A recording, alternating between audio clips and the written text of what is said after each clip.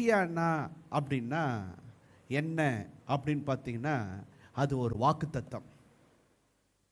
Oceania அப்படின்னா அது ஒரு வாக்குத்தத்தம். நம்பர் 1, ஓஷியானா அப்படின்னா அது ஒரு ஜெபம். ஓஷியானா அப்படின்னா நம்பர் 2, அது ஒரு ஆராதனை. ஓஷியானா அப்படின்னா நம்பர் 3, அது ஒரு வாழ்க்கை.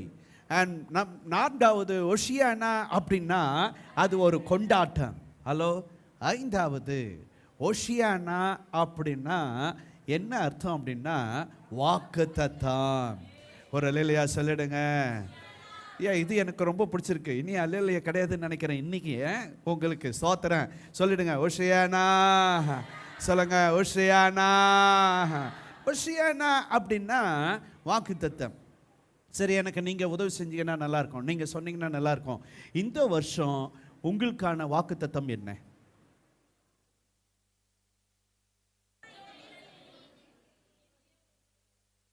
இல்லை, உங்களுக்கு தனியாக ஒன்று கிடச்சிருக்கும்ல, உங்களுக்கு பார்த்து கூட சொல்லலாம், ஒன்றும் பிரச்சனை இல்லை. உங்களுக்கு தனியாக ஒன்று கொடுத்துருப்பாவல்ல, உங்களுக்கு ஒன்று கிடச்சிருக்கும்ல.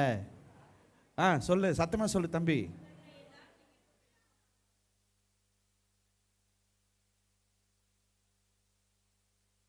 Very good. சரி, சபைக்கான வாக்குத்தத்தம் என்ன? Okay, very good. கவனிங்க. பிதா, குமாரன், பரிசுத்த ஆவியானவருடைய நாமத்தினால இந்த வாக்குத்தத்தம் ரெண்டுமே உங்கள் வாழ்க்கையில நிறைவேறுவதாக. ஆமென். ஆமாம், நான் 100% நம்புறேன். ஆண்டவர் உன்னை செய்வேன் வந்து ப்ராமிஸ் பண்ணார் அப்படின்னா, அது என்ன நடந்தாலும் நடக்காமல் போனாலும் அந்த வசனம் நிறைவேறியே ஆகும். ஓஷியானா. ஆக உங்களுக்கு சொன்னப்பட்ட இந்த வார்த்தைகள் இந்த வருஷத்துல உங்க வாழ்க்கையில் நிறைவேறும். 100% நிறைவேறும். ஆமா, கண்மூடித்தனமாக நம்புங்க, கட்டாயம் நிறைவேறும். சரி, இப்போ இங்கே வசனத்துக்கு வரலாம். இங்கே ஓஷியானா அப்படின்னா வாக்குத்தத்தம். என்ன வாக்குத்தத்தம் அப்படின்னு பார்த்தீங்க அப்படின்னா, இங்கே ஒரு 3 அல்லது 4 வாக்குத்தத்தத்தை உங்களுக்கு முன்பாக வைக்க விரும்புகிறேன். என்ன வாக்குத்தத்தம் அப்படின்னா, என்னுடைய நாமத்தின் நிமித்தம் உனக்கு கிருபை செய்வேன். ஒரு அல்லேலூயா சொல்லிடுங்க. இப்ப யூதர்கள், இஸ்ரவேலர்கள் இயேசுவை பார்த்த உடனே ஓஷியானா அப்படின்னு ஆர்ப்பரிக்கிறார்கள். அப்படின்னா அவங்க என்ன சொல்றாங்க அப்படின்னா, நாங்க 96 வருடம் அடிமைகளாக இருக்கிறோம். நீங்க வாக்குத்தத்தம் பண்ணிருக்கீங்க. என்ன வாக்குத்தத்தம் பண்ணிருக்கீங்க அப்படின்னா, என் நாமத்தின் நிமித்தம் உனக்கு கிருபை செய்வேன். ஒரு அல்லேலூயா. ஓஷியானா. ஓஷியானா. எசேக்கியேல் 20வது அதிகாரம் 44வது வசனத்தை நம்ம எல்லாரும் சேர்ந்து வாசிக்கலாம்னு நினைக்கிறேன். எசேக்கியேல் 20:44 வாசிக்கலாங்களா? இஸ்ரவேல் வம்சத்தாரே, உங்கள் பொல்லாத வழிகளுக்கு தக்கதாகவும் உங்கள் கெட்ட கிரியைகளுக்கு தக்கதாகவும் நான் உங்களுக்கு செய்யாமல் என் நாமத்து நிமித்தம் உங்களுக்கு கிருபை செய்யும் பொழுது நான் கர்த்தர் என்று அறிந்து கொள்வீர்கள் என்கிறதை கர்த்தராகிய ஆண்டவர் உரைக்கிறார். என் நாமத்து நிமித்தம் உனக்கு கிருபை செய்வேன். ஒரு அல்லேலூயா சொல்லிடுங்க. ஓஷியானா சொல்லுங்க. ஓஷியானா. இப்போ ஆண்டவர் அங்க பிராமிஸ் கொடுத்திருக்கிறாரு, என் நாமத்து நிமித்தம் உனக்கு கிருபை செய்வேன். நீ அநியாயக்காரன், அக்கிரமக்காரன், நீ டேஷ். நன்மை செய்வதற்கு, நன்மை பெறுவதற்கு எந்த தகுதியும் இல்லை. ஆனாலும் ஆனாலும் ஆனாலும் அவருடைய நாமத்தை கொண்டு ஆண்டவர் கிரியை செய்து கொண்டிருக்கிறார். அல்லேலூயா. ஆமாம், வேற வழியே இல்லை. நான் ஏற்கனவே சொன்ன அந்த வார்த்தை, நாம் பெற்றுக்கொள்கிற ஒவ்வொன்றும் நாம் ஜெபிப்பதினால் அல்ல, அவரை தேடி வந்ததினால் அல்ல, நாம் பரிசுத்தமாக வாழ்வது நிமித்தமாக அல்ல, அவருடைய மிகுந்த கிருபை. ஓஷியானா.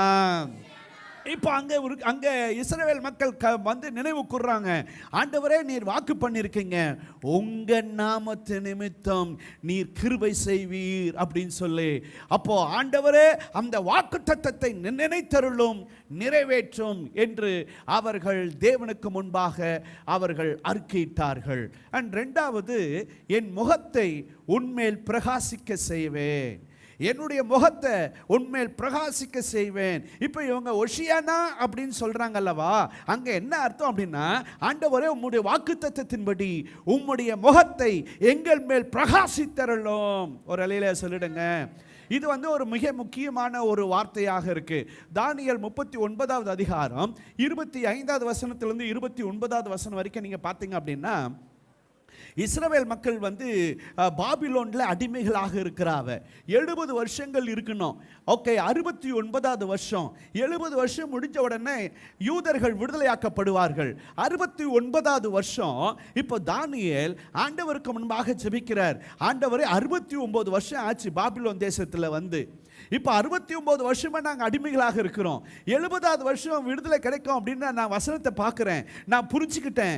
இப்போ ஆண்டவரே நான் ஜெபம் பண்ணுறேன், என் மக்களை விடுவியும், என் மக்களுக்கு நன்மை செய்யும், என் மக்கள் மேல் உமது முகத்தை பிரகாசிக்க பண்ணும். ஒரு ஓஷியானா சொல்லிடலாமா?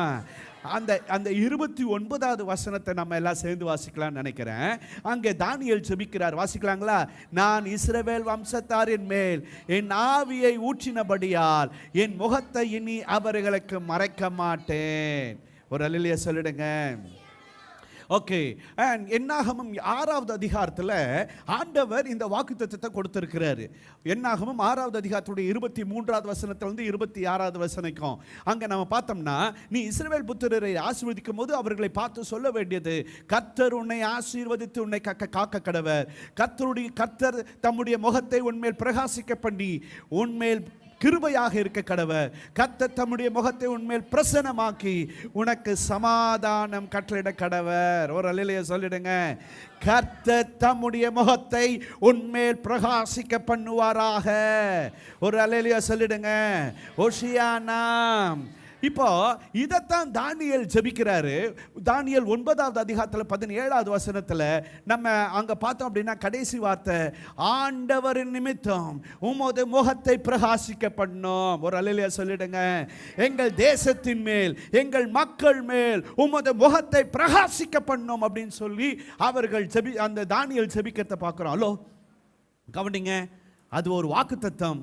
என்ன வாக்குத்தத்தம் அப்படின்னா, உமது முகத்தை எங்கள் மேல் பிரகாசிக்க பண்ணோம்.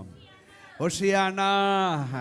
அப்போ கர்த்தருடைய நாமத்து நிமித்தம் என் மேல் கிருபையாக இரும், உமது முகத்தை என் மேல் பிரகாசிக்க பண்ணோம். and then நான் உனக்கு தீர்க்காயுசுமாக இருப்பேன்.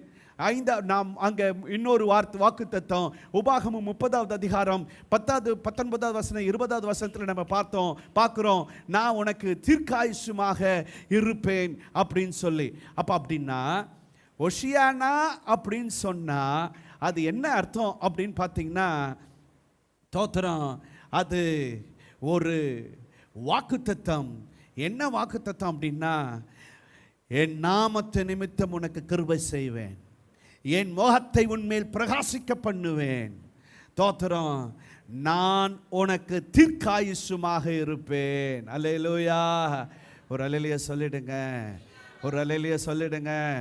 ஓஷியானா சொல்லுங்க. ஓஷியானா.